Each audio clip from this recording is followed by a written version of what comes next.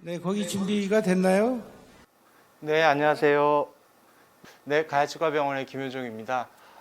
작년에 이어서 이렇게 올해 두 번째 SID 라이브 서저리를 맡게 된 것을 영광으로 생각합니다. 먼저 케이스 프리뷰 잠깐 보겠습니다. 예, 이번 라이브 서저리의 제목은 Immediate Implant Placement with Transmucosal GBR입니다. 그래서 케이스 잠깐 보면요. 네, 먼저 환자 사진, 파노라마 사진 먼저 좀 보시겠습니다. 상악, 양쪽 구치부, 하악, 전치, 여기저기 치료할 부분들은 좀 많으신데요. 오늘 치료할 부분은 하악 양쪽 구치부입니다. 하악 양쪽 구치부 진행하실 거고요. 임상 사진 보면 46번 루트 프랙처가 있는 상태입니다. 루트 프랙처가 있는데 그런 거에 비해서 주변 연조직 상태는 임상적인 염증 소견이 심하게 나타나 있거나 하지는 않은 상태고요. 반대쪽 캔티레버 브릿지가 있으신데 환자분이 더 불편해 하시는 건 사실 이쪽을 더 불편해 하고 계셨어요. 그래서 시멘 워시아웃도 좀 되고 해서 지금 저번 주에 이 브릿지는 제거하고 소구치, 지대치 상태가 걱정했던 것보다는 괜찮은 편이어서 템포러리 크라운 지금 해놓은 상태고요. 45번이 페리에피칼 리전이 있어서 엔도 지금 진행해 놓은 상태입니다. CT 상을 보겠습니다. 3D 상에서 봤을 때 실제 상황과 어느 정도 같을지는 모르겠습니다만 46번 주변에 본로스가 버컬 본로스가 좀 많이 진행되어 있는 것을 볼 수가 있습니다. 크로스 섹셔널 뷰 보겠습니다. 마찬가지 46번 버컬 본이 좀 많이 소실이 되어 있고 36번이 본 크레스트 버컬 위디스가 약간 부족해 보이긴 합니다. 나머지 조건들은 그래도 좋은 편이신 것 같습니다. 오늘 라이브 서저리 정리해 보겠습니다. 오늘 진행할 내용은 46번 치아 발치하고 46, 47 그리고 36, 37 이렇게 4개의 임플란트를 식립할 계획입니다. 그래서 크게 3가지 포인트를 관심을 가지시고 봐주시면 좋겠습니다. 그래서 하나는 대구치에서의 Immediate Implant Placement 그리고 또 한 가지는 Immediate Placement 후에 발생되는 골 결손부를 서브머지 연조직으로 프라이머리 클로저 시켜서 서브머지 시키지 않고 접근하는 방식의 GBR, 편의상 트랜스뮤코잘 GBR이라고 칭하겠습니다. 트랜스뮤코잘 GBR을 시행하는 과정. 그리고 세 번째로 이미디어트 로딩을 위해서 어떠한 과정을 저희 병원에서는 어떠한 프로토콜로 이미디어트 로딩을 진행하고 있는지 이 3가지를 포인트로 봐주시면 될 것 같습니다. 네. 그러면 어느 쪽부터 하실 건가요? 40번 때 먼저 진행을 할 거고요. 40번 때 식립하고, 30번 때 식립하고, 임프레션은 동시에 체득할 계획입니다. 아마 40번 대를 46번 빼고 46, 47 먼저 하고요. 30번 대는 리치가 좁아요. 그래서 그거는 이미디에이트 임플란트는 아니지만 아마 리치를 아마 좀 컨토링 해가면서 할 것 같습니다. 네, 36번도 크레스트 쪽은 본 컨투어링을 조금 할 계획입니다. 마치 아까 해놨는데 조금 더 하고 진행하겠습니다. 지금 이 경우에는 연조직 상태가 그렇게 나쁘지 않아서 크게 걱정되는 경우는 아닙니다만 염증이 있는 경우에 발치를 할 때 주변 그래뉴레이션 티슈 빠져나오면서 연조직 손상이 같이 좀 발생되는 경우들이 있어서 그 주변의 연조직을 약간 분리를 해놓고 시작을 하겠습니다. 45번은 엔도가 돼 있는 네, 거죠? 엔도 했습니다. 지난주에 엔도 했고요. 완전히 아직 마무리는 아닌데 먼저 발치하겠습니다.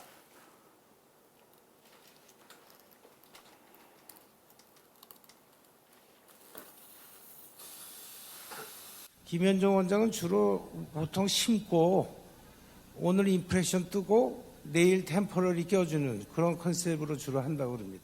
네, 그렇습니다. 그거 이따가 조금 더 설명을 드리겠습니다만 당일날 딜리버리 하는 거하고 미리 준비해서 당일날 딜리버리 하는 거하고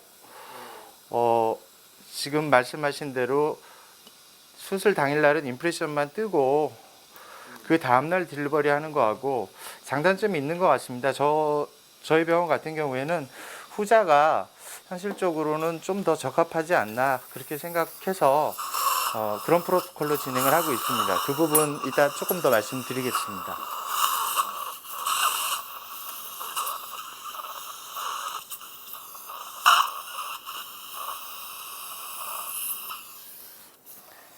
예, 이제 7번 자리까지 임프레션 체득해야 되니까, 임플란트 식립해야 되니까요. 7번 자리까지 인시전 시행하겠습니다. 디스탈 쪽에 약간 오블리크하게 디스탈 쪽 인시전 들어가고요. 크레스탈 인시전. 지금 일단은 버티컬 인시전은 주지 않고 진행을 하려고 합니다. 그래서 클래비큘라 인시전만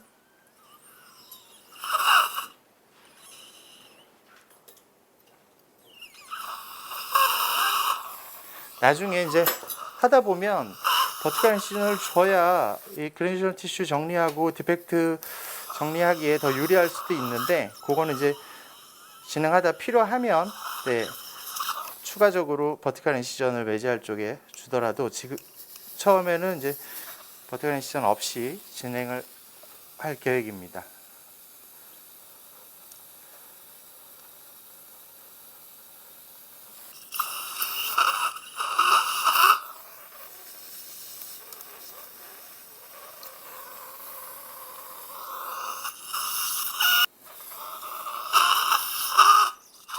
네, 여기 이제 이 메지알 루트 쪽에 루트 프랙처가 된 거는 디스탈 루트인데, 본로스는 메지알 루트 쪽이 본로스가 조금 더 많은 것 같아요. 그쪽에 이제 그래뉴레이션 티슈가 붙어 있다 보니까 그쪽이 박리가 조금 더 어려운 것 같습니다. 지금 위치를 뭐 어느 쪽 메이저 루트, 디스탈 루트 어디 쪽에다 심을 건가요? 네네. 위치. 임플란트. 식립 위치요? 네. 식립 위치는 septum에서 약간 메지알 루트 쪽으로 들어갈 계획입니다. 이제 그게 하악 6번 같은 경우에 이미디엇 플레이스먼트 할 때 세탈본 위주로 들어갈 것이냐, 메지알 루트 위치 쪽으로 주로 들어갈 것이냐, 이제 6번이 원래 인클리네이션이 어느 정도였었느냐에 따라서 좀 달라지는 것 같습니다. 그래서 메지알 쪽으로 경사도가 조금 더 많이 있는 분들은 메지알 루트 쪽으로 주로 들어가는 경우가 더 적합한 경우가 많은 것 같고요. 조금 더 업라이트한 포지셔닝이 되어 있으신 분들은 세탈본. 지금 같은 경우에는 세탈본에서 약간 메지알 쪽으로 들어가는 정도면 될 것 같습니다. 참고로 말씀드리면 여러분들 그 이미지에이트 할 때 프라이머리 스테빌리티를 위해서 어느 한쪽 루트로 이용한다고 생각할 수도 있어요. 근데 항상 저는 임플란트는 내가 수보 관련 크라운의 정중앙에다 임플란트 심는 게 원칙이기 때문에 어느 루트를 한쪽으로 이용하다 보면은 한쪽으로 기울어져 있지 않습니까? 그러면 결과가 그렇게 좋지 않습니다. 그래서 항상 임플란트는 내가 수복하려는 수복물 정가운데 심는 게 제일 좋을 것 같습니다.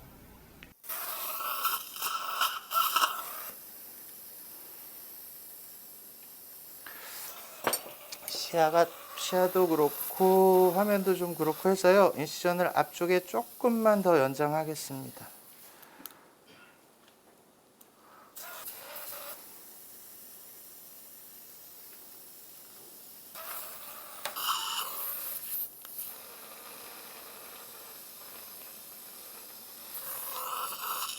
그래뉴션 티슈를 제거할 때 우리가 보통 이제 스쿠핑 액션을 많이 하게 되는데, 이런 방식으로 긁어내다 보면 골면에 남아있는 그래뉴션 티슈를 남기는 경우들이 많은 것 같습니다. 그래서 저 같은 경우에는 페리오스티움 박리한다는 느낌으로 골면에서부터 떠내듯이 하는 게 그래뉴션 티슈를 좀 더 깔끔하게 제거하는 방법이라고 생각합니다. 시스트 제거하듯이 하면 될 것 같아요. 염증이 심하네요. 이제 조금 범위는 넓은 편인데요. 그래도 버칼 블레이트 이제 메지알 쪽으로는 많이 나갔는데 디스탈 루트 쪽으로는 조금 와이드닝 돼 있긴 하지만 디스탈 쪽은 본 플레이트 하이트가 그렇게 낮은 편은 아닌 것 같습니다. 지금도 그 그래뉴레이션 떼내는데 그 선생님 P24지 갖고 하시는 거죠? 네? 네네, 기구. P24입니다. 예. 아마 아까 얘기했지만 이거 서지컬 피레스로 긁어내려고 보면은 뭔가 이렇게 찢어지고 붙어 있는 애들이 많으니까 서지컬 아마 편하게 얘기해서 큐렛도 이용을 하긴 하는데 서지컬 큐렛의 이 날 방향이 골면 쪽을 향하게 처음에는 좀 밀어내듯이 해야 남는 거를 더 좀 깔끔하게 줄일 수 있는 것 같습니다.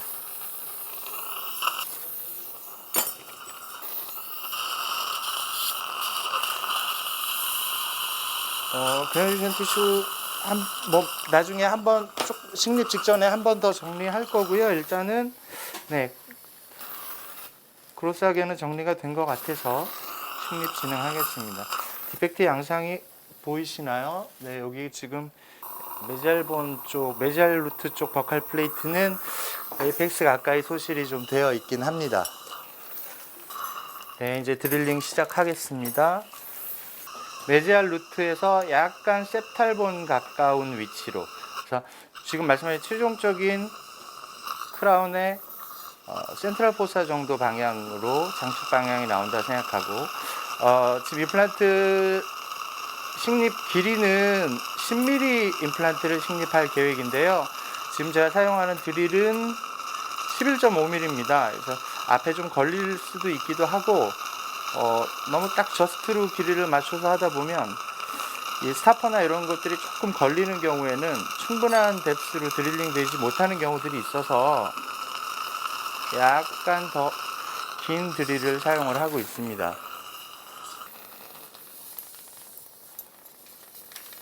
여러분들 지금 같은 경우 레퍼런스 포인트가 없어지지 않습니까? 그러니까 엑스레이에서 보면 버카라고 링거하라고 본 레벨 차이가 굉장히 많이 난단 말입니다. 그래서 다 물어보세요. 네, 이미디어 플레이스먼트 할 때 이제 지금 말씀하신 대로 문제가 레퍼런스 포인트가 없어진다는 게 문제가 되는 것 같아요. 그래서 확실하게 내가 레퍼런스 포인트를 어디를 잡고 들어갈 것인지를 확실하게 결정을 해야 될 것 같습니다. 그래서 진지발 마진을 기준으로 할지, 조금만 더 크게요. 네, 폭시말 플레이트를 기준으로 할지, 링걸 플레이트 혹은 세팔본을 기준으로 할지, 이런 부분들을 확실하게 결정을 해야 될 것 같습니다.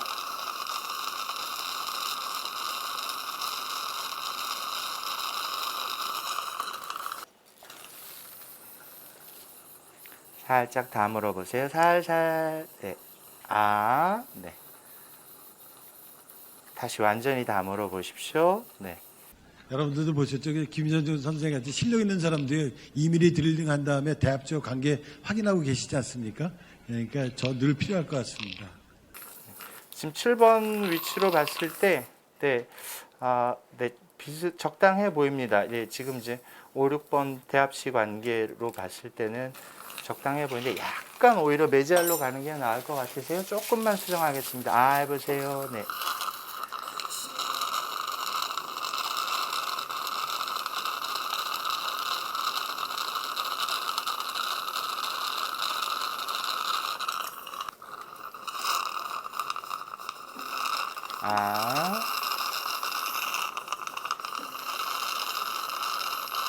이제 대합체에 걸리면 처음에는 원하는 각도로 들어가기가 힘들면 약간 비스듬하게 들어가다가 중간쯤 드릴링 한 다음에 각도를 바꿔서 대합치 각도를 맞추는 방법도 해볼 수 있을 것 같습니다.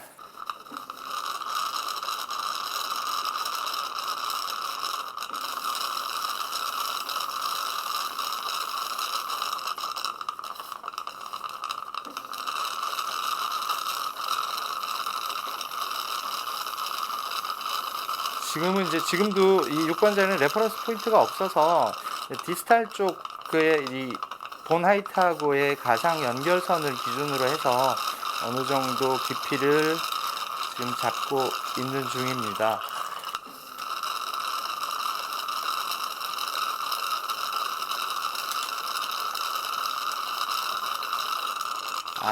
조금만 더 크게요. 오케이.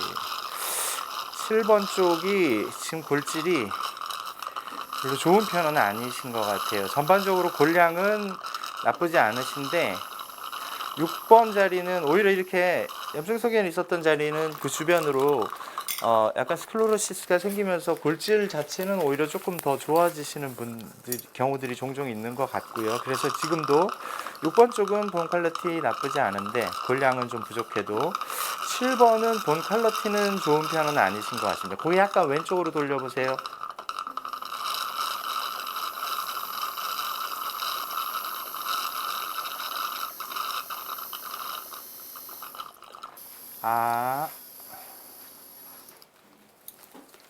이러면 안 되는데. 네, 지금 뭐가 문제죠? 예, 석션이 지금 잠깐 문제가 있는 것 같습니다. 확인해 보겠습니다. 지금은 RPM 좀 낮춰서요, 주소 없이 조금 진행하겠습니다. 이 본 칩도 좀 모으고요. 지금 몇 RPM이에요?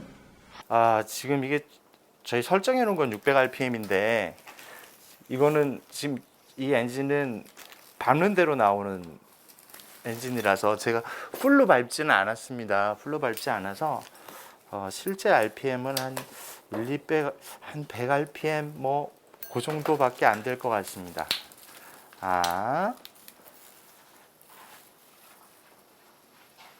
아마 김현 선생님께서 저 사이에 낀 본이 있지 않습니까? 그거 쓰려고 한 100, 200, 한 2, 300 그 정도에서 돌리고 계신 것 같습니다.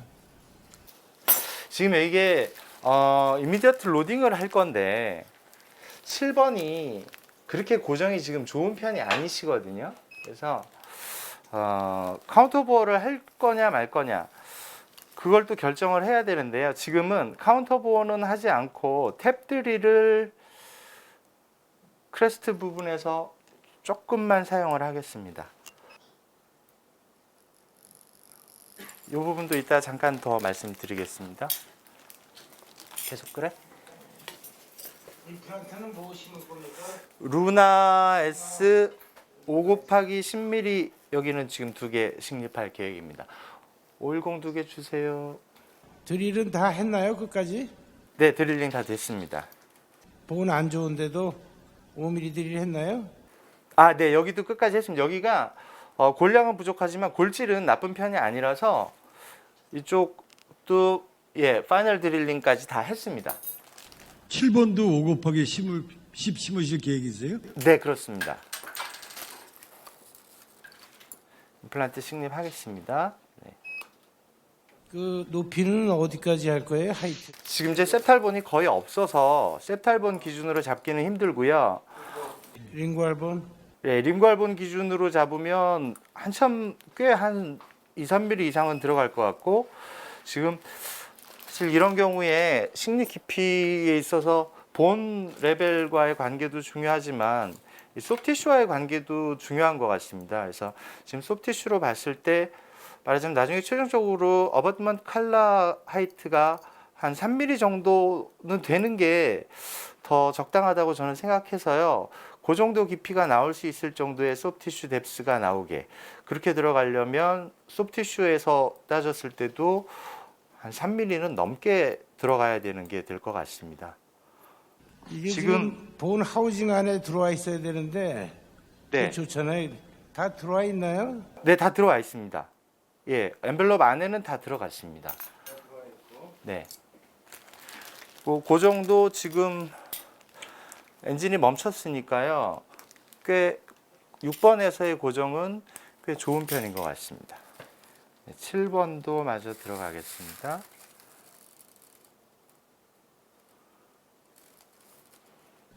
루나가 이게 이미디에이트 하기에 괜찮은 것 같은데 어떠세요? 그 드릴 코디네이션이나 이런 게 꽤 잘 맞춰져 있는 것 같습니다. 그래서 고정이 뭐 너무 강하거나 너무 약하거나 이런 경우가 별로 없고 원하는 정도의 고정을 얻기에 유리한 것 같습니다. 다시 천천히 다물어 보세요. 네, 좋습니다.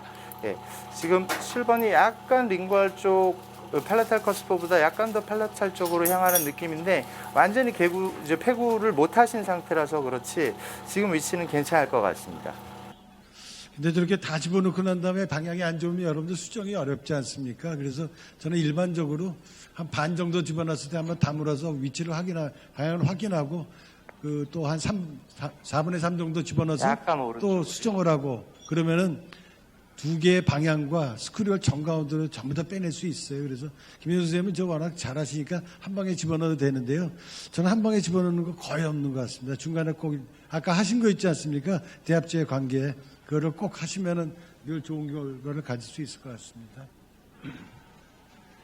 이쪽 30번 때는 주의 밝게 뭐 이렇게 케이스는 그렇게 복잡한 것 같지는 않은데 이 앞에 크레스탈 쪽이 좀 네, 36번 자리가 조금 얇아서요. 그쪽을 조금 조정을 할 거고요. 여기는 지금 버티컬 인시전을 주고 진행을 하고 있습니다. 여기는 지금 반대쪽에 비해서 베스티블 뎁스나 어태치 진지바, 케라티나이트 진지바 양이 좀 더 부족한 편이라서 메지알 쪽에 버티컬 인시전 주고 조금 더 내릴 계획입니다. 플랩을 에이피칼리 포지션드 플랩으로 할 건가요? 네, 그냥 풀 티크니스로 약간 에이피칼리 포지션드 플랩하는 방식으로 조금 더 확보를 하려고 합니다. 그러면 이렇게 플랩을 내리면 케라티나이트 티슈가 조금 느나요? 그러니까 풀 티크니스로 어느 정도 내려주니까요. 예, 완전히 어댑테이션을 시킬 거기 때문에 많은 양이 늘어날 것 같지는 않습니다만 또 워낙에 지금 양이 좀 작아서 최대한 좀 그것도 보존 좀 하고 좀 내리려고 합니다. 뭐 버티컬 인시전을 기준으로 해서 플랩을 완전히 내리거나 할 건 아니고요. 그냥 힐링 어바트먼트 쪽에 어댑테이션 시키는 정도의 레벨로 들어갈 계획입니다. 지금 포터블 석션 지금 준비하고 있습니다. 김현선 선생님 좀 하시기 때문에 좀 더 말씀드려 보겠습니다. 근데 아까 오른쪽에 깊이 있지 않습니까? 여러분 픽서 마운트가 있는 상태에서는 깊이를 가늠하기가 쉽지가 않습니다. 그래서 아마 김현선 선생님 나중에 픽서 마운트 푼 다음에 다시 한번 평가를 할 거예요. 그래서 픽서 마운트가 있었을 때하고 없을 때하고 깊이 결정하기가 좀 달라질 것 같습니다. 그래서 항상 픽서 마운트 넣고 좀 바꿀 수 있다는 생각들 하고 가십시오. 네, 자세히 보이지는 않는 것 같은데 조금 더 크게 6번 자리가 여기가 조금 여기가 조금 얇죠. 네, 여기가 얇게 조금 보여요. 얇아서 여기를 약간 플래티닝을 좀 하고 진행을 하려고 합니다. 그냥 플래티닝 할 때 플래티닝용 바어를 쓰기도 하고요. 저는 그냥 트위스트용 린데만 드릴 2mm 트위스트용 린데만 드릴 7mm짜리입니다. 이걸로 그냥 입 살짝만 다물어 보세요. 살짝 조금 더 담으시고 그냥 옆으로 이렇게 드릴링을 해서 좀 조절하기도 합니다. 지금 석션이 안 돼요? 석션? 근데 아마 지금 본 하이트가 충분하니까는 김현선 선생님이 그 플래트닝 하고 있는 것 같아요. 근데 여러분들 네, 맞습니다. 본 하이트가 예전에는 이제 한 10년 전 요런 때 케이스들 제가 이제 가끔 제 케이스를 보다 보면 어떻게 해서든지 본 하이트가 높은 쪽에 본을 그대로 유지하고 싶어서 얇게 남아 있어도 높은 쪽을 기준으로 드릴링을 하고 낮은 쪽은 오그멘테이션을 하는 방식으로 많이 했었습니다. 근데 그러다 보면 결국 이제 식립 깊이가 낮아지는 경우들이 많이 생겨서 장기적으로 봐서는 본 레벨이 더 불안정해지는 경우들이 많았던 것 같습니다. 그래서 요즘은 그냥 플래트닝을 하고 진행을 더 많이 하고 있습니다.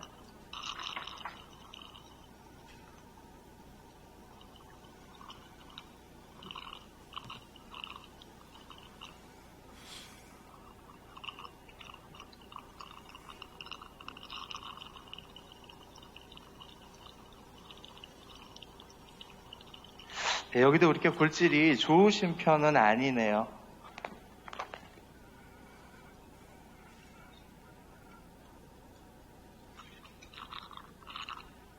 네, 지금 충립 위치는 나쁘지 않은 것 같아 보입니다.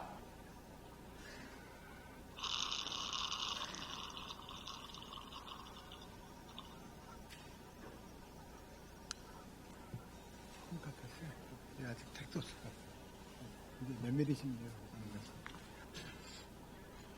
조금 전에 김현선 선생님 말씀하셨지만 여러분들 수술할 때 김현선 선생님 오른편에서 하고 있지 않습니까? 그리고 왼편이 거리가 상당히 이게 가늠이 잘 안 돼요. 그래서 아까 포토미러, 사이드미러 쓴다고 하셨지 않습니까? 그거 보면은 훨씬 정확해 보입니다. 그러니까 여러분들 수술할 때 작은 사이드미러로 보면서 하면은 거리 같은 거, 인접처의 거리가 훨씬 더 평가하기가 좋습니다. 김 선생님 최종적으로 몇 미리 심으실 거예요? 36번에 다이아메타 36번 자리는 지금 4.5 그리고 36번은 5 곱하기 10 이렇게 지금 식립 계획입니다. 앞에가 디슨스가 되지 않나요? 디슨스처럼 노출되지는 디슨스까지는 아니고 약간 그냥 얇아지는 정도일 것 같습니다. 조금 더. 네. 여러분들 저래서 이제 얇으면 4mm 어떻게 심고 개겨볼까 이런 생각이 드는데요. 예, 우리 김현정 이제 4.5로 가시고 계세요. 사실 그 0.5가 그렇게 큰 차이는 아닌데 심리적으로는 그래도 얇은 거를 하고 싶어지는 거는 같아요. 근데 지금 같은 경우는 얇게 남기는 해도 뭐 그냥 본그라프만 사용하는 정도의 오그멘테이션을 하면 문제 별로 안 될 것 같다 싶은 정도의 디펙트라서요. 그냥 그렇게 진행을 하려고 합니다. 마찬가지로 지금 7번은 골질이 별로 좋지가 않으세요. 근데 6번은 얇기는 해도 이렇게 얇은 경우가 오히려 이제 코티칼 본들을 주로 만나게 되니까 그런 경우가 조금 더 하드본인 경우들이 있는 것 같습니다. 그래서 여기 6번에만 탭3를 조금 사용하겠습니다. 그러니까 여기서 마지막에 탭을 쓸 거냐 카운터 보어를 할 거냐 하는 부분을 결정하는 데 있어서 그냥 제 나름대로의 기준은요. 석션 픽처 주세요. 4510-510. 네. 기본적으로 이미디어트 로딩이 아닌 경우에 소프트본에서는 카운터 보어를 사용하지 않고 하드본에서는 카운터 보어를 사용하고 기본적으로는 그거잖아요.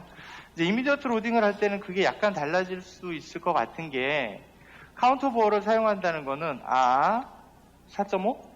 예. 카운터 보어를 사용한다는 거는 네.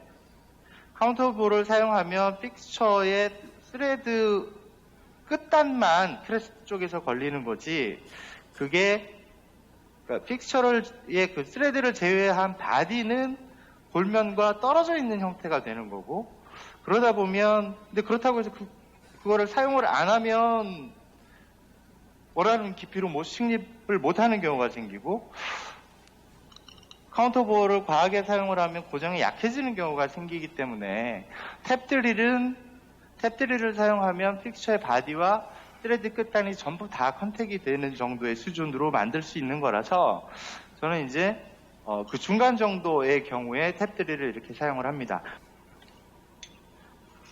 지금 36번짜리 탭3를 사용했는데 거기 약간 더 오른쪽이요.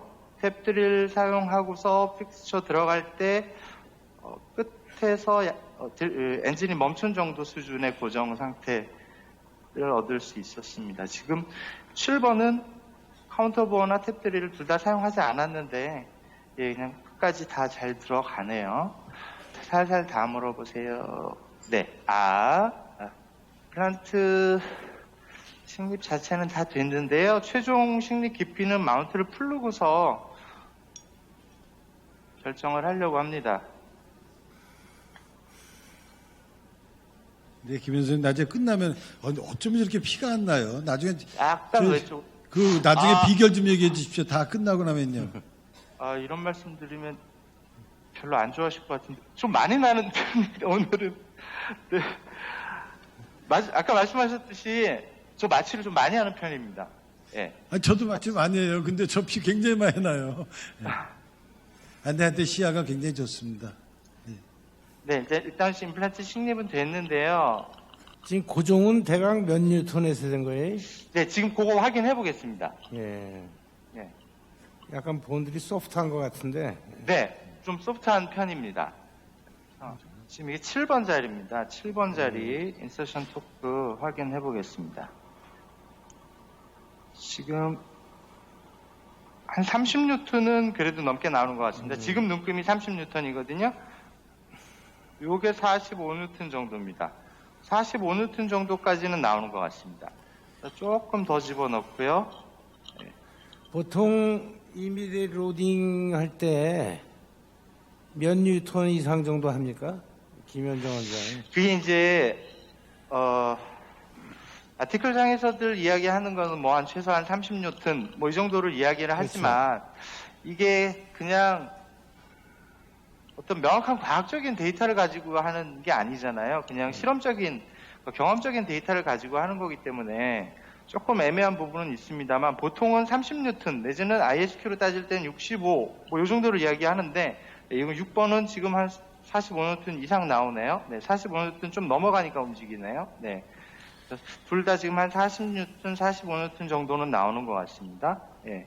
그래서 실제로 저희는 이제 이미디어트 로딩을 좀 많이 하는 편인데 그래도 좀 굉장히 안전하게 조금 하려면 약하다 하더라도 멀티플로 들어가는 경우에 있어서는 별로 문제되지 않는 경우들이 더 많기는 한 것 같습니다. 기본적으로는 그래도 예, 지금 말씀드린 30뉴턴, 뭐 ISQ 밸류로 봤을 때 65 이렇게 이야기를 하긴 하지만 특히 ISQ 밸류 같은 경우에 65면 강한 편이 아니잖아요. 굉장히 약한데도 불구하고 70대 나오는 경우들이 많으니까 적어도 이미디어트 로딩 할 때 ISQ로 기준을 잡겠다 하면 70은 그래도 넘어야 되지 않을까 싶긴 합니다.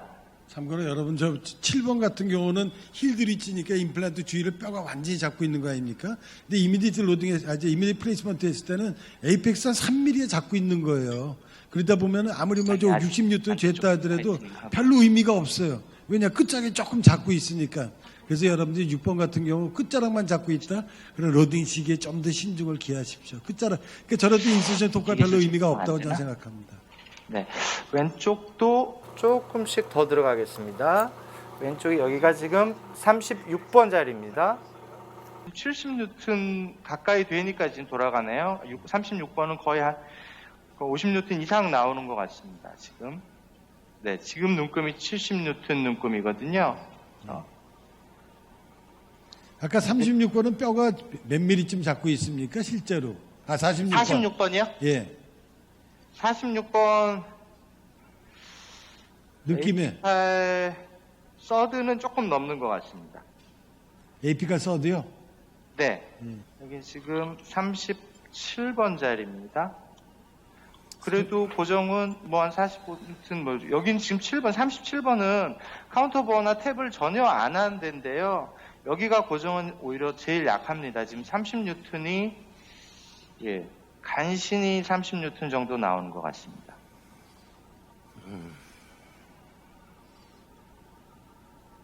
네. 6번 자리는 조금 더 집어넣겠습니다. 거기 약간 더 오른쪽이요.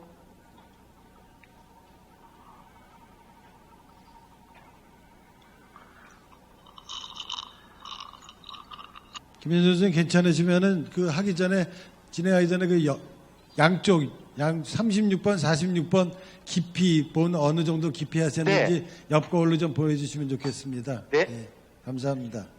주문이 많아요. 수술하는데 힘드신데 죄송합니다.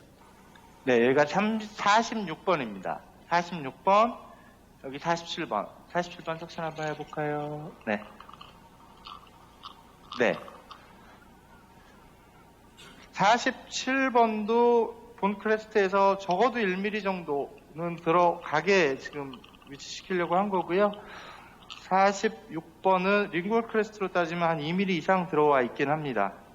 네, 버칼이 이제 디스탈 쪽 버칼 플레이트 정도 하이트라고 보여지고요. 6번 자리가 네, 얇기는 하지만 디스턴스가 발생한 정도는 아니어서 네, 조금 더 크게요. 네, 이 정도. 예. 프로파일러 주세요. 조금만 쉽네. 지금 6번, 그러니까 36번, 37번 자리가 약간 깊게 들어가 있는 상태이기 때문에 뭐 버컬본 기준으로 해서는 많이 깊지는 않습니다만 메조 디스탈이 약간 걸리는 부분이 있을 것 같아서 본 프로파일러, 네, 프로파일러 좀 사용하겠습니다.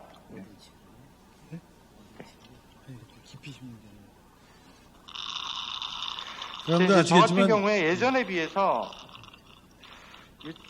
아까도 말씀드렸듯이 식리 깊이를 좀 더 충분히 하려고 하는 편이라서 그러다 보니까 이 프로파일러를 거의 쓰는 경우가 훨씬 더 많은 것 같습니다. 여기도 7번 자리는 프로파일러 조금 사용할 거고요.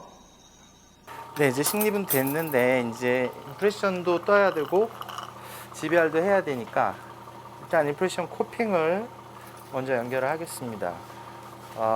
아까 조기성 교수님 말씀하셨듯이 저희는 그 다음날 딜리버리를 합니다. 그래서 알지네이트로 트랜스퍼 코핑을 이용해서 알지네이트 임프레션을 뜨고 그 다음날 랩에서 만든 거를 딜리버리를 하거든요. 그래서 그러다 보니까 저희 일반 그러니까 최종 보처를 만들 때는 거의 완전히 담으시면 안 되고요.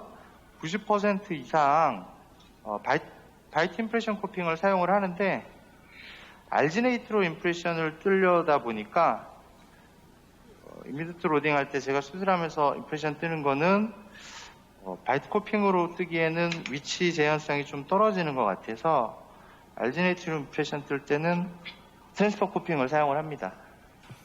X를 맞추고요.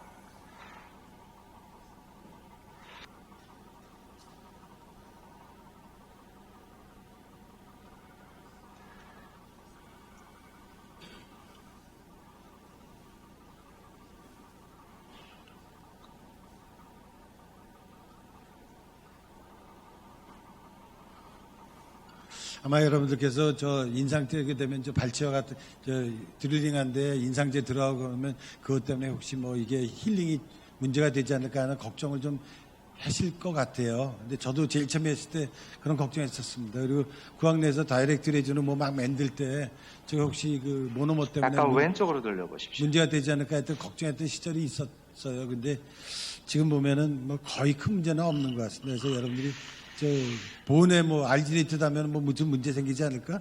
랩넌트만 남지 않으면 괜찮을 것 같아요. 거의 실제로 이제 인상제가 운드 안에 남게 될 가능성 자체가 별로 없어서요. 예. 네. 발치와 쪽에 그런 갭이 좀 크다 그러면 뭐 콜라테이프 같은 콜라겐 드레싱 머티리얼이나 아니면 뭐 저는 이제 아예 그냥 꺼즈를 좀 잘라서 입구를 막아 놓은 상태에서 뭐 임프레션 뜨거나 이렇게들도 합니다. 예. 지금 여기 디펙트 부위가 약간 왼쪽으로 돌려보세요. 네, 디펙트가 좀 있어서 멤브레인도 사용하고 GBR 같이 시행을 할 계획입니다. 본 주세요. 맥스포하고 콜라겐 멤브레인. 김현수 선생님, 그 링괄 사이드에 발치한데 링괄 사이드에 본이 높지 않습니까? 라이브 플란트. 네. 근데 혹시 그 본이 너무 높으면은 놔두기도 혹시 뭐 그래서 그거 잘라가지고 쓰지는 않습니까? 링괄이 높으네? 그냥 뭐 그 보철물 프로파일이나 이런 거에 걸릴 정도 수준 아니면 대부분은 그냥 아주 큰 차이가 아니면 그냥 두고 진행하는 경우가 더 많은 것 같습니다. 저 같으면 그 자각을 좀 이렇게 따서 섞었으면 혹시 도움이 될까 하는 얄팍한 마음으로 그 떼서 저 이제 그래프트하고 섞어 쓰거든요. 별로 도움 안 되는 겁니까? 제가 하는 방법이? 아니요, 도움은 네, 당연히 자가골을 좀 쓰면 당연히 도움은 될 거라고는 생각하는데 이게 이제 결과적으로 효율성을 봤을 때 꼭 필요한 정도의 것은 아닌 것 같아서 아까 제가 중간에도 보셨듯이 그냥 드릴링 할 때 나오는 정도의 본칩 정도만 주로 사용을 합니다. 지금 콜라겐 멤브레인을 일단 먼저 트리밍을 해서 디펙트 부위의 어댑테이션을 먼저 시켜볼 거고요. 본을 먼저 다 쌓아놓고 그때 가서 멤브레인 트리밍하고 이러려다 보면 이제 멤브레인 적합하는 과정에 있어서 또 쌓아놓은 본이 또 다 무너지고 이러니까요. 멤브레인을 먼저 좀 맞춰보겠습니다. 이때 이제 결정해야 될 부분이 그럼 멤브레인을 어떻게 어댑테이션을 시킬 것인가. 디펙트 부위에 전체적으로 다 타이트 서컴퍼런셜하게 어댑테이션을 시킬 것인가. 아니면 디펙트 월 소실된 부분에만 적용을 할 것인가 하는 부분을 결정을 해야 될 텐데요. 지금 정도의 디펙트에서는 발치와고 링골 플레이트 다 유지돼 있고 메지알 디스탈 쪽에 디펙트가 있긴 합니다만 발치와 디펙트이기 때문에 굳이 서컴퍼런셜하게 꼭 다 덮어줘야 될 필요는 없다고 생각해서 버컬 쪽에만 어댑테이션 시키고 진행을 하려고 합니다. 그 본은 어떤 본을 쓴 겁니까? 본은 보바인 본입니다. 맥스포인데요. 모바일 맥스포? 네, 뭐 비교적 뭐 시장 평가가 좋은 걸로 알고 있습니다. 그래서 바이오스랑 같은 성분, 유사한 성분이죠? 네네. 기본적으로는 네, 보바인본이고 바이오스랑 같은 프로토콜로 알고 있습니다. 네. 유기질을 빼낸 거죠, 그게? 네네, 그래서 디프로티나이즈드 예, 보바인본. 유기질 빼내서 거의 HA 성분이. 루나는 쓰신 지 얼마나 됐어요? 5, 6년 정도 되지 않나 싶은데요. 네. 그 이미디어 임플란트 했을 때 결과가 어떻습니까? 아까도 말씀드렸듯이 이게 크레스트 쪽이든 뭐 에피칼 쪽이든 이쪽에서 고정을 얻기가 용이한 편이고 너무 과하거나 너무 부족하지 않는 정도로 드립 코디네이션이 잘 되어 있는 것 같아서 즐겨 사용을 하고 있습니다. 아까 점심 먹으면서도 그 오상희 원장하고도 그 이미데이트 많이 하시는 것 같은데 이게 잡아주는 게 좀 괜찮다고 그러는데 어떠세요? 그 크레스탈 쪽에서. 네, 이게 기본적으로 디자인 자체가 테이퍼 스트레이트 테이퍼, 그러니까 크레스트 쪽에서 약간 테이퍼하다가 미들 서드는 스트레이트하고 에피칼 쪽은 다시 테이퍼한 테이퍼 스트레이트 테이퍼 구조잖아요. 근데 그 에피칼 쪽에서의 그 셀프 태핑 능력이나 고정 능력도 좋고 마지막 크레스트 쪽에서의 그 테이퍼된 부분에서 고정도 적당하게 얻을 수 있어서 뭐 그런 부분들은 장점이 있다고 생각합니다. 본을 이제 멤브레인 트리밍하고 지금 본을 어느 정도 지금 쌓아 놓고요.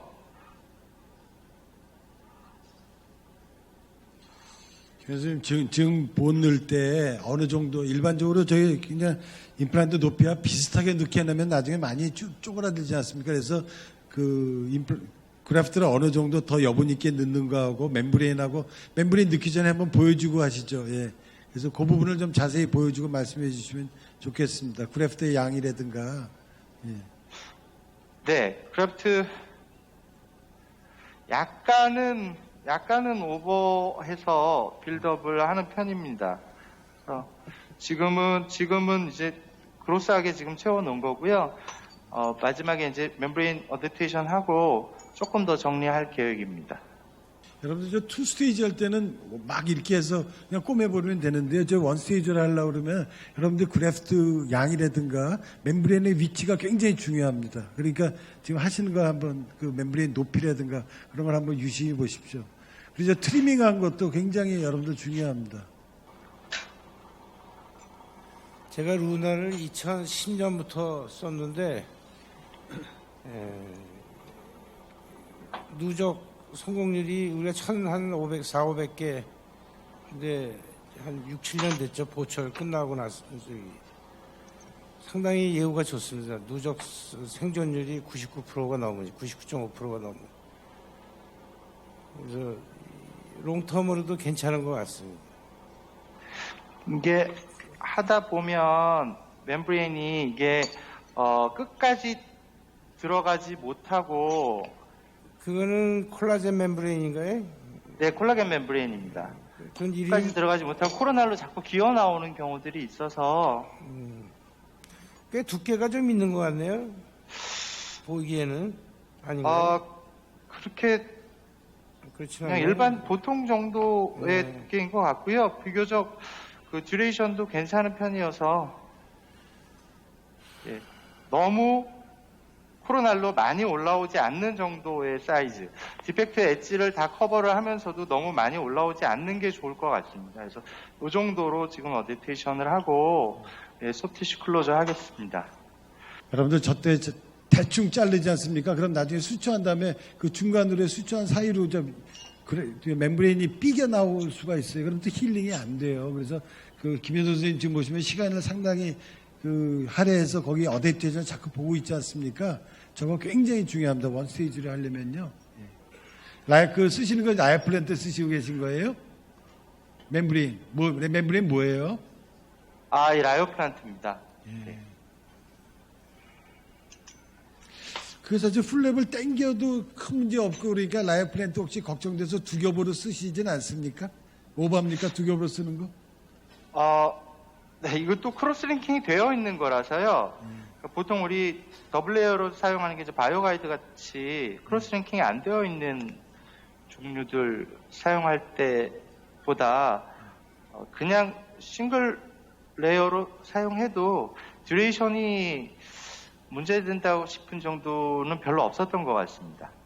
저도 두 겹으로 사용을 안 해요. 사실 귀찮아서. 근데 혹시 남이 할 때는 이렇게 쉽게 물어볼 수 있지 않습니까? 그래서 한번 여쭤본 겁니다. 죄송합니다. 그거는 지금 크로스 링킹이 돼 있는 멤브레인인가요? 이거는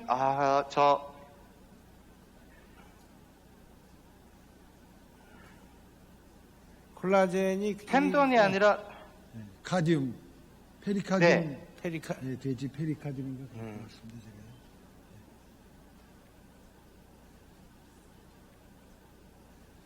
그 나일론 6대로 쓰고 계신 겁니까 지금? 5제로입니다. 예. 아, 기본적으로는 저는 5제로 사용합니다. 5제로요. 예. 네, 네. 타이타늄 메쉬는 가끔 쓰나요? 예전에 좀 썼었는데요. 요즘은 잘 사용하지 않습니다. 그냥 뭐 스페이스 유지하거나 하는 데 있어서의 굉장히 큰 장점을 가지고 있다고는 생각하는데 스페이스가 그렇게 스페이스 메인터넌스에 있어서 크게 문제되지 않는 경우에는 굳이 좀 나중에 제거하는 과정도 필요하고 해서 좀 더 번거로운 부분들이 있는 것 같아서 요즘은 잘 사용은 하지 않고 있습니다. 그러면 non reusable 멤브레인으로 혹시 뭘 쓰시나요? non-reusable 멤브레인 지금 저희 없어요? 지금 우리 시장에서 구할 수 있는 게 딱 한 가지밖에 없는 걸로 알고 있습니다. 우리나라 시장에서 지금 고어텍스나 이런 게 단종돼서. 네. 교수님 최근에 넌지버블 쓰신 적 있습니까? 저도 사실 넌지버블 갖고는 있는데 거의 잘 안 써서 익스파이어 데이트 지난 애들만 계속 갖고 있는 경향이 있어서 저희 구입을 잘 안 하고 있는데 많이 쓰십니까? 요새 넌지버블? 많이 안 써요. 거의 90% 이상. 저도 non-reusable 1년에 한 번 쓸까 말까 하는 것 같습니다. non reusable이 파는 데가 몇 군데 없을 거예요. 딱 하나 있습니다. 어디죠? 사이트 플라스트. 사이트 플라스트. 예. 옛날엔 타이타늄 리인포스드 된 고텍스를 많이 썼죠. 디펙트가 큰 경우. 근데 이제 콜라겐 멤브레인이 너무 다양하게 나오니까. 뭐 노출이나 뭐 그 리무벌 리엔트리 과정 이런 거를 생각하지 않으면 참 non-reusable 멤브레인 결과가 좋긴 한 것 같은데 그런 부분들이 워낙에 또 크리티컬한 경우가 많아서 기본적으로 제가 가지고 있는 기준은 노출이 되지 않았을 때의 결과는 non-reusable이 더 릴라이어블한 것 같고 노출될 확률이 노출이 됐을 때는 사실 non-reusable은 거의 기대할 게 없는 반면에 콜라겐 멤브레인은 그래도 어느 정도의 디펙트 레졸루션을 기대할 수가 있어서 더 많이 사용을 하게 되는 것 같습니다. 플랫 매니지먼트를 잘 못하면 non reusable은 거의 노출된다고 봐야죠. 여러분들 지금 버카리 디펙트가 상당한데 저걸 원스테이지로 그래프트 한다는데 사실 마음에 좀 부담이 있습니다. 근데 기본 조건이 뭐냐면요. 아까 김현수 선생님이 위에서 임플란트 신고 난 걸 위에서 보여줬으면 더 좋겠는데 이미 지났는데 김현수 선생님이 저걸 갖다 링구 안에 붙여심하고 셀프 컨테인트 디펙트를 만들었지 않습니까? 그래서 저런 게 원스테이지가 가능한 거예요. 여러분들이 드릴링 잘못해서 버칼로 밀려 나왔지 않습니까? 그럼 저 원스테이지 서저리 못 합니다. 그러니까 드릴링 할 때 버칼로 밀려 나오지 않게 그걸 늘 신경을 쓰는 게 좋을 것 같습니다. 네. 디펙트 자체에 말하자면 이제 디펙트 레이쇼, 디펙트의 위드스와 하이트, 뎁스 이 레이쇼가 결국은 이제 그게 스페이스 메인터넌스와 관계된 부분이잖아요. 스페이스 메인터넌스와 관계가 있고 본포밍 커패서티와 관계가 있는 부분이라서 지금 같은 경우에는 위드스는 메지알 루트 쪽에 어느 정도 한정되어 있다고 보여지고, 하이트는 좀 큰 편이긴 한데 사실 저는 뎁스가 제일 중요하다고 생각하거든요. 그래서 버코 링구얼 디펙트 뎁스가 나쁘지 않아서 이런 경우들은 결과가 나쁘지 않을 거라고 생각합니다. 왼쪽은 디스턴스가 있는 정도까지는 아니어서 본그라프트 머티리얼만 볼륨 유지를 위해서 본그라프트 머티리얼만 멤브레인 사용하지 않고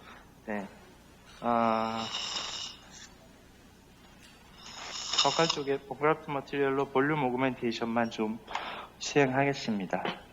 여러분들 혹시 아까 김현 선생님이 이미디트하고 저렇게 원스테이지로 스트레스 물건자를 주변했지 않았습니까? 저런 게 결과가 진짜 좋아? 라고 생각할 수 있어요. 저도 옛날에 저도 그런 생각을 했던 시절이 상당히 있는데 김현우 선생님이 저 케이스가 굉장히 오래된 것들이 많고 CT를 통해서 본인이 이렇게 팔로우한 게 굉장히 많아요. 그래서 저도 사실 옛날에 저렇게 잘 안 했습니다. 근데 우리 김현우 선생님 발표 듣고 CT로 해서 몇 년 지난 다음에 CT 사진 본 포메이션 된 거 보고는 어느 정도 좀 믿을만하다고 생각해서 저도 저런 식을 저는 얼마 오래되진 않았습니다. 근데 우리 김현우 선생님은 저 CT 팔로업 데이터가 상당히 오래된 거 그래서 몇 년 된 게 꽤 많이 있습니다. 기본적으로 특히나 이미디엇 플레이스먼트 같은 경우에는 대부분은 버칼 월이 소실되어 있다 하더라도 고개 약간 오른쪽으로 돌려보세요. 하더라도 스펜스 유지하기에 유리한 경우들이 많고 또 소프티슈 디펙트 부위를 사실 고민이잖아요. 이거를 서머지 시키려면 코로날로 땡기든 시트 그라프트를 하든 이런 것들을 해야 되는데 그런 게 굉장히 좀 소모적인 과정이기도 하고 그래서 그런 과정이 필요하다 싶은 경우라면 그러니까 이미디엇 플레이스먼트 후에 코로날리 포지셔닝 혹은 소프티슈 그라프트를 통해서 서머지 시켜야 된다? 그러면 지금 제 기준으로는 그거는 이미디엇 플레이스먼트의 인디케이션이 아니라고 생각합니다. 그런 경우에는 그냥 차라리 발차고 힐링 시킨 다음에 그렇게 할 거면 그렇게 블레이드로 접근하는 게 맞다고 생각하고요. 30번 때는 이제 본 그래프트가 본 하우징 바깥에 있잖아요. 네네. 그래서 이게 40번 때는 본 하우징 안에 있고. 네. 그러면 이제 조직 섹션은 안 해봐지 힐링되는 예상되는 조직 패턴이 힐링. 네. 이쪽은 본이 많이 안 생기고 주로 볼륨만 유지하고 이게 주로 소프티슈 커넥티브 티슈로 인캡슐레이션이 되겠죠. 인캡슐레이션 돼 있을 것 같은데. 네네. 40번 때는 본이 좀 차 있을 거고요. 네네. 근데 슬레드가 노출돼 있거나 한 경우는 아니라서 그 정도로 그냥 볼륨만 유지해도 의미가 있다고 생각하고요. 임플란트 주변에 본이 되고 안 되고를 떠나서도 볼륨을 유지하는 거는 의미가 있다고 생각합니다. 네, 김 선생님, 저는 저 밑에가 생코티칼이란 말입니다. 그런데 거기다 그래프도 안 놓고 멤브레인도 없고 그러면은 과연 제가 끝까지 볼륨 유지가 될까? 이런 고민 때문에 저는 사실 저기다도 저런 경우에도 디코티케이션 좀 하고 네, 지금 그냥 멤브레인 쓸 것 같거든요. 그래서 전 네. 저렇게는 거의 안 하는데 제가 오버하는 겁니까? 디코티케이션은 하기도 하는데요. 지금은 제가 안 그래도 지금 확인해봤는데 블리딩이 조금씩 잡히고 있어서 그래서 디코티케이션은 안 한 거고요. 멤브레인 없는 그래프트도 유지됩니까? 할 때 멤브레인을 사용하는 거는 저는 거의 그렇게는 안 하고 있습니다. 예. 저도 앞으로 용기를 갖고 그냥 해보겠습니다. 내가 보기에는 저런 경우에 멤브레인을 해도 이 소프티슈를 저런 디펙트면 소프티슈의 상당수가 일부 본을 찰 수도 있겠지만 소프티슈로 인캡슐레이션 된 경우가 많을 겁니다. 저는 그래서 본 하우징 안에 들어오는 게 굉장히 중요해요. 그래서 저건 거의 절벽 같은 디펙트 아니에요. 그래서 저런 경우는 디코이테이션을 왕창하고 그리고 전 멤브레인을 써야 된다고 생각해서 그렇게 하고 있었거든요. 근데 이제 상악 전치부 같은 경우 뼈가 얇은 경우 저렇게 막 본을 두껍게 해주지 않으면 나중에 이제 리섹션이 되니까요. 그래서 그러니까 저는 저렇게 하려면 멤브레인 써야 된다고 생각했거든요. 쓰면 좀 더 낮게 있죠. 그래도 힐링이라는 게 한계는 있다. 이쪽하고 이쪽은 전혀 다른 힐링 패턴을 가질 거예요. 근데 저같이 하면요, 수혈이 엄청 많아집니다, 여러분들. 네, 트랜스무커잘 GBR을 제가 많이 하는 이유 중에 하나가 이제 그런 부분도 있는 것 같습니다. 술 후의 불편감. 대부분 이제 우리가 GBR 하고 나서 많이 붓고, 통증이 오고, 뭐 멍들고 이게 대부분은 이제 코로날리 포지셔닝을 하기 위해서 페리오스탈 릴리징을 주고 당기고 하다 보니까 그런 문제들이 생겨서 똑같은 결과를 장기적으로 얻을 수 있다면 굳이 그렇게 접근할 필요가 있는가라는 생각이 들어서 트랜스무커잘 GBR을 많이 하는 편입니다. 옛날엔 저걸 네, 덮으려고 막 괜찮습니다. 플랩을 막 땡기고 막 무리하게 했다가 이 스웨링도 심하고 막 플랩을 어드밴스 플랩하고 근데 요새 이제 임플란트가 이 다 서페이스가 좋아지고 이러니까 다 저렇게 그냥 힐링 껴버리든지 임프레션 뜨든지 잡히나요? 안 좋으면 힐링 끼고 플랩을 억지로 덮을 필요가 없다. 카바 스크류 끼고 네, 여기 지금 30번대 모습이고요. 그리고 힐링을 껴놓으면 스웰링도 좀 덜 돼요. 여기가 지금 40번대 모습입니다. 지금 아직 이런 데가 조금 더 열려있는 부분이 있는데 임프레션 뜨고 나서 힐링 어버트먼트로 교체하면서 필요한 부분은 조금 더 정리를 할 겁니다. 지금 바로 이제 임프레션 체득할 거고요. 임프레션, 이미디어트 로딩 할 때, 당일날, 미리 제작해놓은 프로비저널 레스토레이션을 당일날 딜리버리 하려고 이제 시도하는 경우들이 저희도 있었는데, 그 과정이 굉장히 체어타임이나 이런 것도 많이 소모되고 그 피트니스나 이런 정확성이 문제되는 경우가 많아서 저는 이렇게 임프레션을 체득하고 랩에서 만들어서 그 다음날 딜리버리를 합니다. 그래서 그 다음 제가 지금 오늘은 임프레션 뜨는 과정까지만 보여드릴 거고요. 그 이후의 과정을 어떻게 하는지는 저희 같이 계신 주대웅 원장님께서 기존에 다른 환자분 동영상 찍어놓은 부분을 가지고 지금 설명을 좀 드리겠습니다. 네, 주대웅 원장님. 예, 안녕하십니까. 예, 네? 덕분에 청중이 아닌 카메라를 10분이면 보고 끝나요. 얘기하는 기회를 갖게 됐습니다. 영광입니다. 네, 수고들 반갑습니다. 하셨습니다. 저는 그 말씀드린 대로 저렇게 이제 수술이 끝나고 김현정 원장님이 임프레션까지 떠주면 그걸 가지고 그 다음날 환자에게 템포라리를 끼워주는 과정에 대해서 말씀드리도록 하겠습니다. 자, 지금 이 환자는 이제 중절치를 두 개 발치하고 측절치 두 개에다가 심어서 결국은 템포라리를 해줬던 그런 케이스가 되겠습니다. 지금 보시는 것처럼 이제 본 디펙트가 크고 이렇게 뭐 수술이야 워낙에 김은정 원장님이 깔끔하게 그래프터하고 잘 하신 다음에 이제 지금 보시는 것처럼 수처를 하고 이 상태에서 임프레션을 뜹니다. 아까 잠깐 얘기가 있었지만 과연 수술한 당일날 템포라리까지 해주면 환자한테 더 좋지 않을까?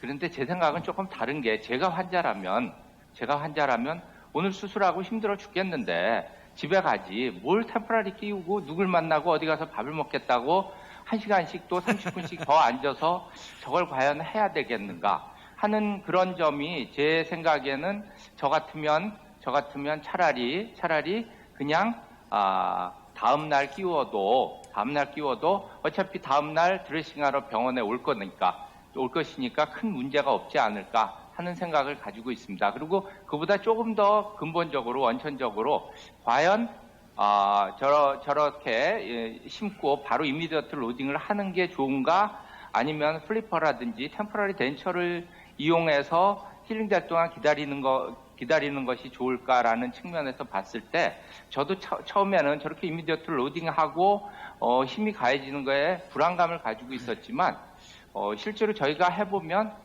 플리퍼라든지 템포러리 덴처를 사용하는 거는 환자도 불편할 뿐만 아니고 저같이 저거를 때 되면은 교체해주고 손봐줘야 하는 입장에서는 보통 귀찮은 일이 아닙니다. 게다가 더 중요한 거는 결과적으로 보면 차라리 저렇게 스플리트해서 묶어놓은 임플란트 픽스처 경우가 플리퍼나 템포러리 덴처를 끼웠던 것보다 오히려 생존율이 높은 것이 아닌가. 제가 정확히 저희 병원에서 수치를 가지고 있지는 않지만 통계 수치를 많은 경우에 그런 경우를 봤습니다. 그래서 지금은 이런 경우에 이제 주저하지 않고 템포러리를 고정식으로 만들어 줍니다. 그래서 이런 식으로 해서 임프레션을 뜨면 기공소에서 이제 템포러리를 만들어 옵니다. 그러면 그 다음 날 저는 힐링 어버트먼트를 제거하고, 그런데 이제 이렇게 힐링 어버트먼트를 제거할 때 또 한 가지 이슈가 되는 것이, 많은 분들이 저한테 물어보는 것이, 야, 수술하고 다음 날 저렇게 힐링 어버트먼트를 막 빼고 이러면 환자가 상당히 아파하거나 불편해하지 않느냐, 마취는 어떻게 하느냐, 이런 얘기를 하는데 실제로 마취하지 않습니다. 그리고 환자분들은 대개 저거를 건드리는 것에 대한 통증은 거의 느끼지 않고 진행을 하고 있습니다. 그래서 저는 그 점도 걱정하실 이유가 없다고 생각합니다. 그래서 지금처럼 제거를 합니다. 사실은 이 케이스는 조금 상처가 잘 힐링이 되고 있고 또 별로 그렇게 블리딩이 많이 안 되는 좋은 케이스였습니다. 그렇지만 어쨌든 저런 상태에서 이제 기공소에서는 이런 형태의 템포라리를 만들어 갖고 옵니다. 자, 그러면 이 만들어 갖고 온 템포라리가 늘 구강 내에서 별 문제 없이 잘 맞느냐 하면 꼭 그렇지는 않습니다. 가장 큰 변수가 되는 부위가 어디냐 하면 바로 이 부분입니다.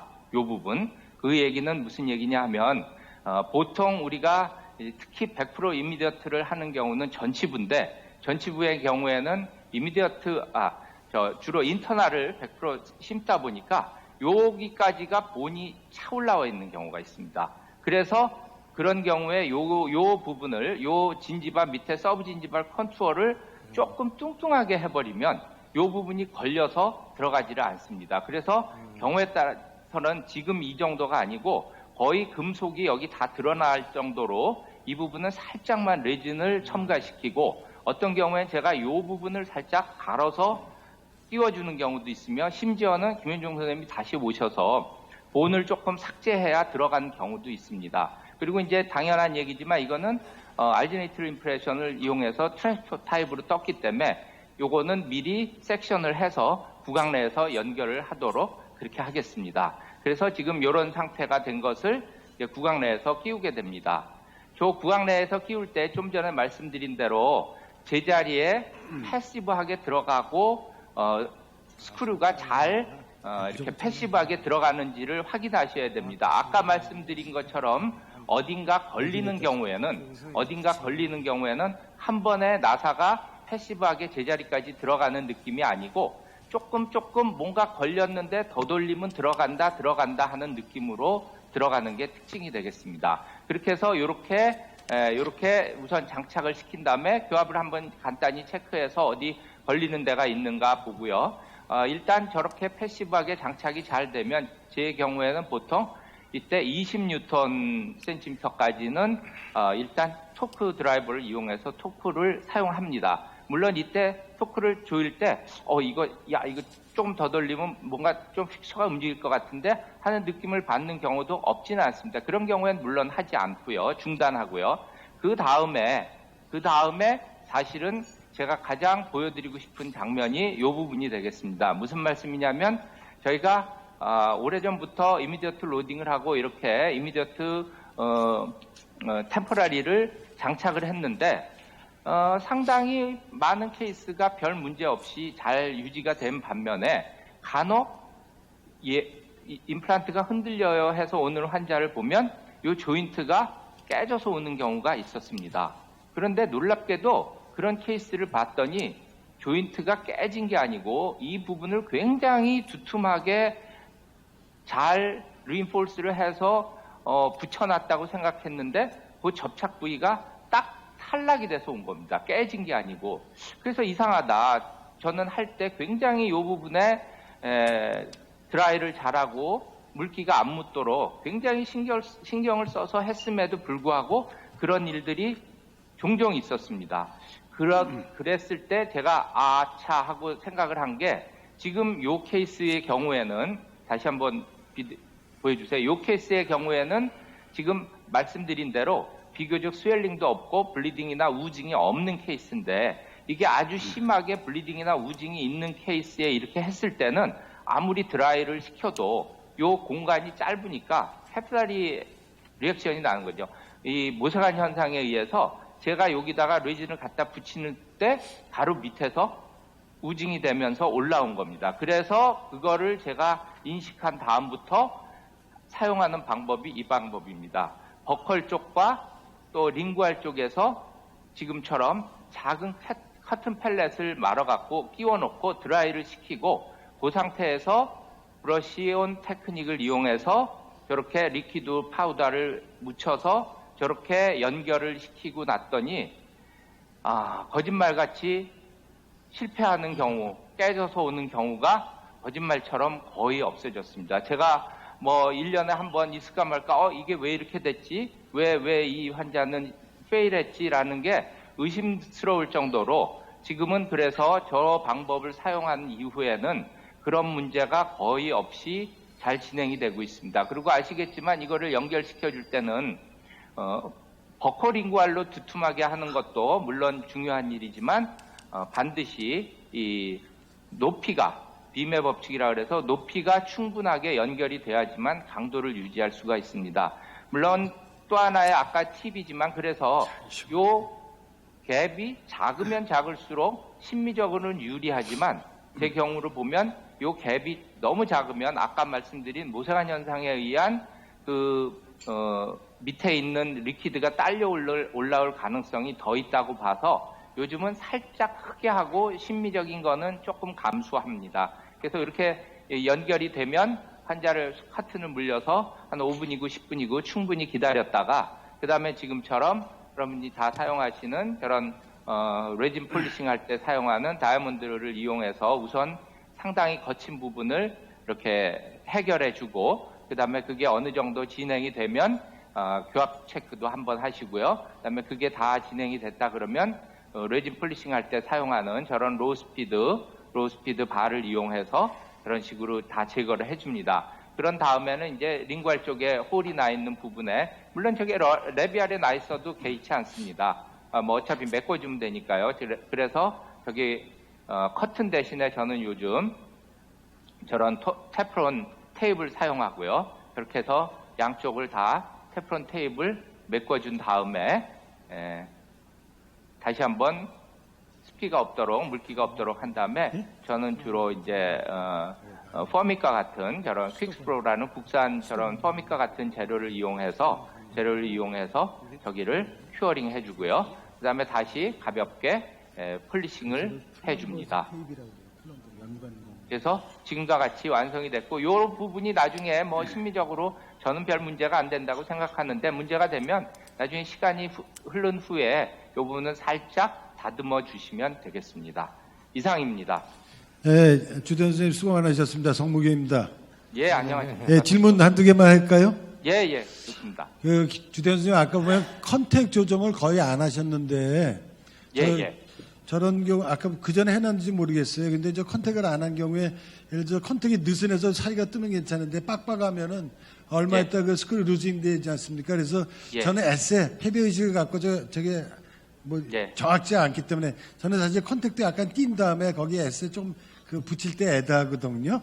인접치하고 그러니까 인접치하고의 컨택을 말씀하시는 거죠. 저는 그래서 커덴 리존 할 때 에세 헤비의식과 컨택도 약간 깎아낸 다음에 공간 있는 거 확인하고 거기도 약간 애다거든요. 네, 주대현 선생님. 뭐 그렇게 하실 수도 있는데 문제는 저게 이제 특히 여러 개인 경우에 저 인터널 경우에는 끼웠다가 뺄 수가 없지 않습니까? 그러니까 사실은 성령 선생님 말씀도 안전한 방법이긴 한데 나중에 그 부분을 폴리싱하는 게 조금 귀찮은 일입니다. 귀찮아요. 그래서 저는 끼울 때 이거는 컨택에 문제가 없다라는 거가 확신하면 그쪽은 별로 신경 쓰지 않고 대신에 아까 말씀드린 것처럼 그 템퍼러리 크라운과 크라운 사이의 컨택을 예전에는 거기도 신미를 고려해서 굉장히 이쁘게 만들려고 노력했는데 요즘은 거기는 조금 루즈하게 했다가 첨가하는 편입니다. 제가 말씀드린 이유가 여러분들 이제 컨택을 조정을 안 하지 않습니까? 그럼 조금 있으면 흔들려요. 저게 예. 흔들립니다. 흔들리는데 임플란트가 이게 놓은 건가 고민하게 됩니다. 그래서 컨택 조정을 반드시 잘해야 됩니다. 그리고 하나만 더 말씀드리겠습니다. 저 예. 이제 레디메이드 어버트먼트 끼고 시멘테이션 타입으로 하는 분들도 있어요. 예. 근데 주대현 선생님은 이제 템포럴 실린더에서 스크류 타입으로 하고 있지 않습니까? 예, 예. 그렇게 하는 그 레이셔네일을 조금만 말씀해 주셨으면 예. 좋겠습니다. 예, 저는 그거는 확실하게 제 생각이 있습니다. 뭐냐면은 템버들을 이제 시멘 타입으로 했을 경우에는 뭐 조정하거나 이런 부분에서 분명히 편의성이 있고 술자 입장에서 편할 것 같은데 제가 우려하는 거는 아까도 말씀드린 대로 제 나름대로는 이미디어트 로딩이 성공하려면 두 임플란트가 견고하게 템포라리에 의해서 연결이 되어 있어야 된다는 게 제 믿음입니다. 그래서 혹시라도 그게 시멘 타입으로 되어 있을 때는 하물며 그게 템본드 같이 워시아웃에 우려가 있는 그런 재료로 되어 있을 경우에는 제가 생각하는 그런 둘 사이의 견고한 결합이 담보될 수 없지 않을까 하는 그런 우려 때문에 저는 시멘 타입은 사용하지 않고 철저하게 스크류 타입을 이용해서 완전히 붙이는 걸 선호하고 있습니다. 네. 저도 참고로 옛날에 사실 템포럴 실린더 하려면 여러분들 기공비가 좀 더 들어요. 근데 저나 주대 선생 같은 경우 기공시 있어서 그렇게 많이 들지 않는데 여러분들 더 들기 때문에 아마 그 시멘테이션 타입을 자꾸 선호하려고 그런 것 같은데 특히 전치부에서는 템포럴 실린더에서 지금까지 스크류 타입 하는 게 저도 거기는 뭐 100% 공감합니다. 감사합니다. 예. 네. 예. 주원장님 말씀하시는 사이에 임프레션 체득했고요. 임프레션 체득한 다음에 임프레션 코핑 제거하고 바로 힐링 어버트먼트로 바꿔 끼워 놓은 상태입니다. 이 상태로 이제 마무리 하겠습니다. 근데 지금 같은 경우에 다 물어보세요. 네. 사실 이제 그 교합점이 지금 없지는 않은데 보세요. 여기도 지금 45번 엔드원이라고 오클루저 리덕션 하고 34, 5번이 지금 템포러리 크라운이다 보니까 마운팅 하기가 좀 애매할 수 있습니다. 그래서 조릴레이션 뜨기 위해서 예전에 저희 조릴레이션 뜨기 위해서 바이트 플레이트를 만들어서 사용을 하기도 했었는데 그냥 이런 경우에 그냥 저희는 간단하게 그냥 힐링 어버트먼트 연결한 상태에서 그냥 뻗디로 바이트 블럭 형태로 뻗디 바이트 만들어서 기공 진행하고 있습니다. 네, 뻗디 주세요. 다 된 거죠? 네, 됐습니다. 지금 퍼티를 바이트 퍼티 했는데 바이트 뜨고. 다 물어보세요. 퍼티를 좀 잘 맞습니까, 선생님? 죄송합니다. 네, 이게 그래서 예전에는 이제 바이트 플레이트 만들어서 했었는데 그거랑 이거랑 비교했을 때 체어 타임에 있어서 별 차이가 없다고 하셔서 이렇게 그냥 진행을 하고 있습니다. 예, 수고하셨고요. 석션도 네. 안 나오는데 고생했습니다. 네. 수고했으니까 박수 한 번 더.